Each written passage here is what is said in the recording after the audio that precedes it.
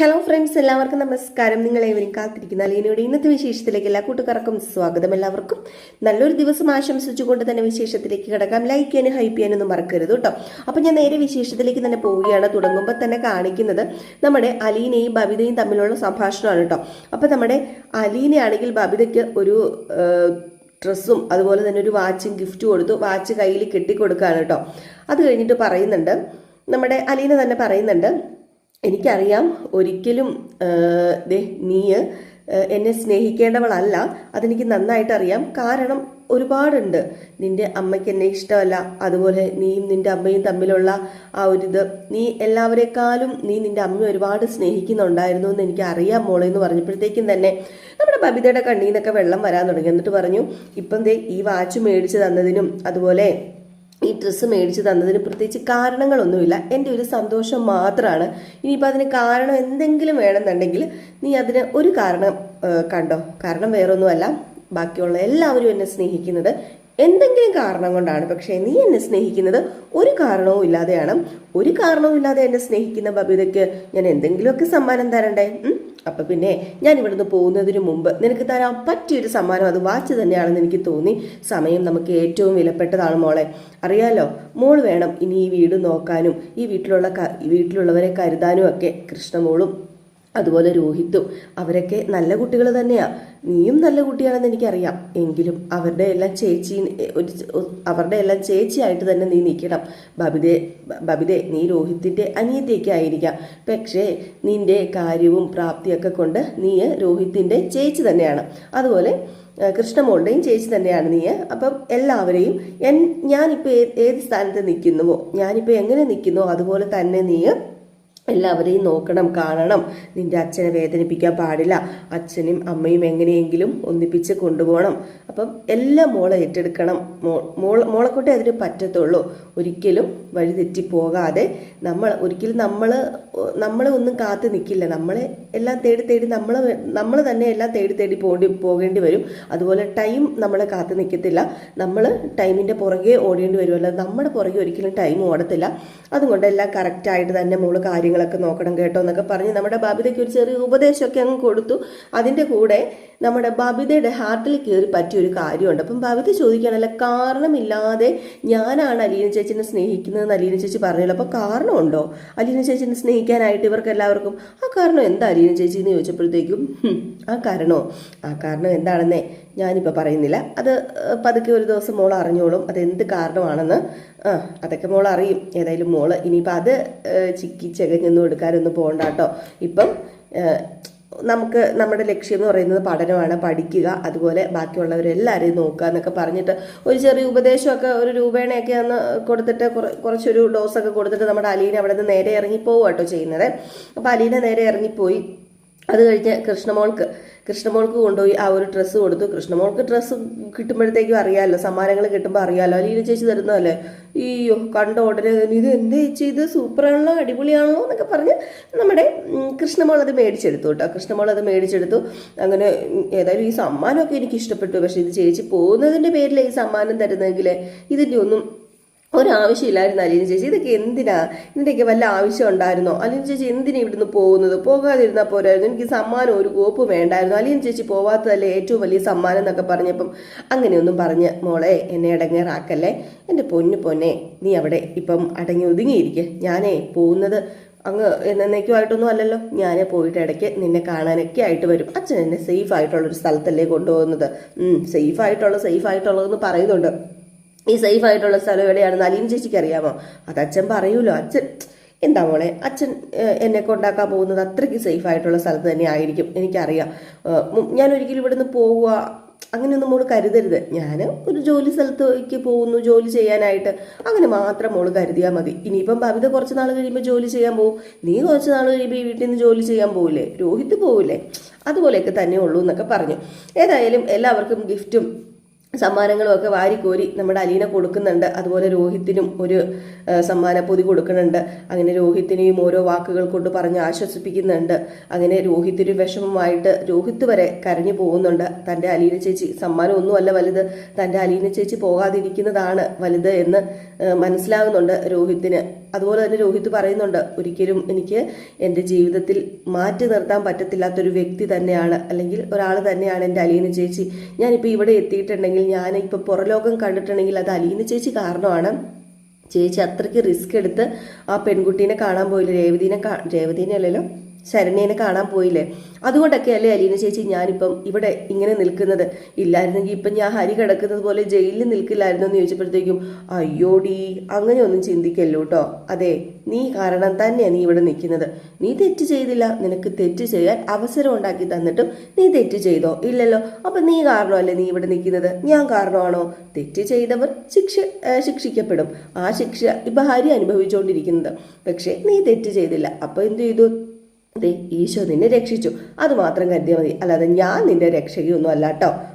വെറുതെ സെഞ്ചി അടിക്കാതെ ചെക്ക എന്നൊക്കെ പറഞ്ഞിട്ട് നമ്മുടെ അലീന രോഹിത്തിൻ്റെ അടുത്ത് ഓരോ കാര്യങ്ങളൊക്കെ പറഞ്ഞിങ്ങനെ ഏൽപ്പിക്കുന്നുണ്ട്. ഇനിയിപ്പം സസ്പെൻഷനൊക്കെ കഴിഞ്ഞിട്ട് പഠിക്കാൻ പോകുമ്പോഴത്തേക്കും മിടുക്കനായിട്ട് പഠിച്ചോണം, പഠനത്തിൽ മാത്രം കേന്ദ്രീകരിക്കാവുള്ളൂ, വേറെ ഒന്നിലും ചെന്ന് ഏർപ്പെടരുതെന്നൊക്കെ പറഞ്ഞിട്ടുണ്ട്. ഇനിയും കുറേ ഉപദേശങ്ങളൊക്കെ ഉണ്ട്. അപ്പോൾ അതുകൊണ്ട് ഒരു പകുതിയോളം കൊടുത്തു.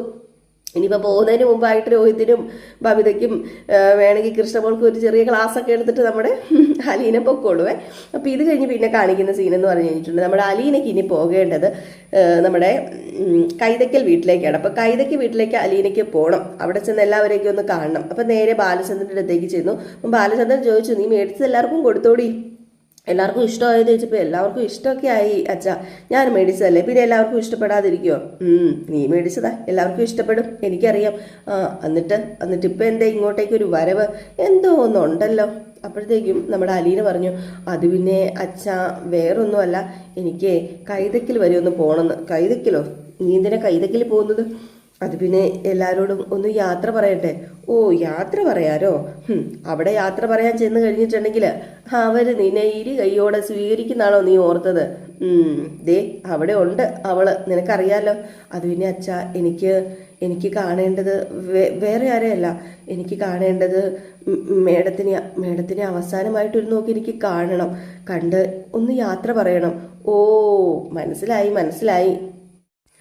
അമ്മയെ അവസാനമായിട്ട് കാണാൻ മോക്കൊരു കൊതി, അതിനാണല്ലേ? ഷോ അച്ഛാ, പതുക്കെ ഒന്ന് പറ.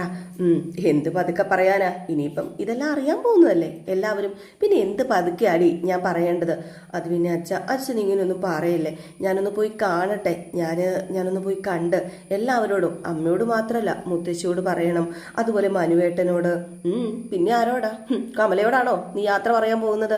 ഓ, കമല ആൻറ്റിയോട്. അല്ല, കമല ആൻറ്റിയോട് യാത്ര പറഞ്ഞെന്ന് ഓർത്തുകൊണ്ട് പ്രത്യേകിച്ചൊന്നും സംഭവിക്കാൻ പോകുന്നില്ലല്ലോ. അച്ഛൻ ഞാനൊന്ന് പൊക്കോട്ടെ, അച്ഛൻ്റെ അനുവാദം കിട്ടിയിട്ട് പോകാൻ വേണ്ടിയല്ലേ ഞാൻ ഇവിടെ വന്ന് നിൽക്കുന്നതോ? ഓ, നീ എൻ്റെ അനുവാദം കിട്ടിയില്ലേ പോകൂല?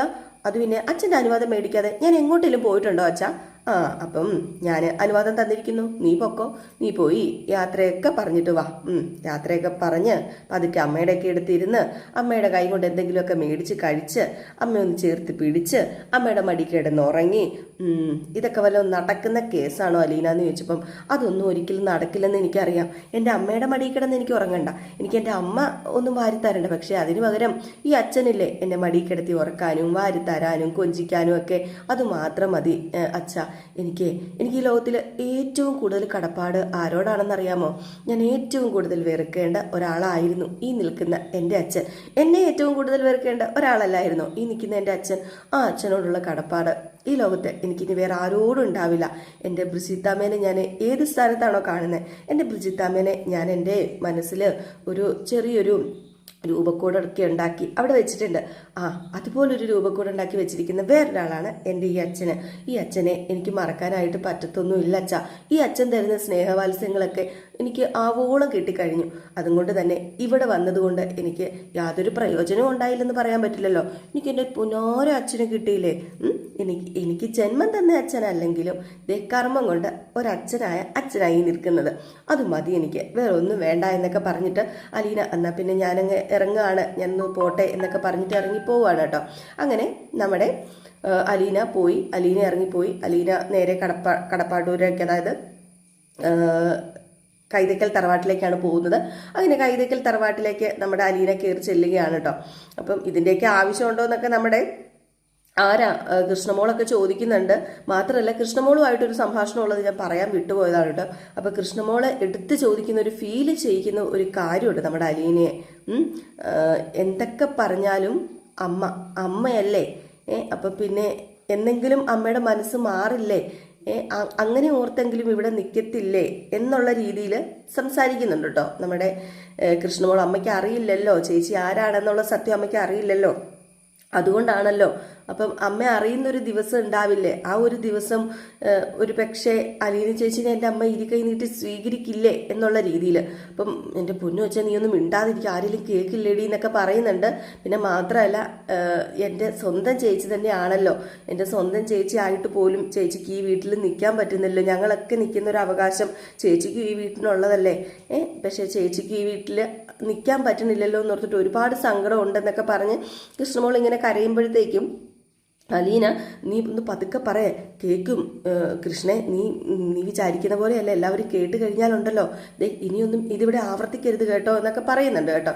ഏതായാലും ആ ഒരു സീനൊക്കെ കാണിച്ചു കഴിഞ്ഞിട്ടാണ്, അതായത് നമ്മുടെ കൃഷ്ണമോൾക്ക് ഗിഫ്റ്റ് കൊടുക്കാൻ വേണ്ടി പോയപ്പോഴാണ് കൃഷ്ണമോൾ ഇങ്ങനെയൊക്കെ പറഞ്ഞത്. പിന്നെ കാണിക്കുന്ന സീൻ എന്ന് പറഞ്ഞിട്ടുണ്ടെങ്കിൽ കൈതക്കൽ ചെല്ലുന്ന നമ്മുടെ അലീനയാണ്.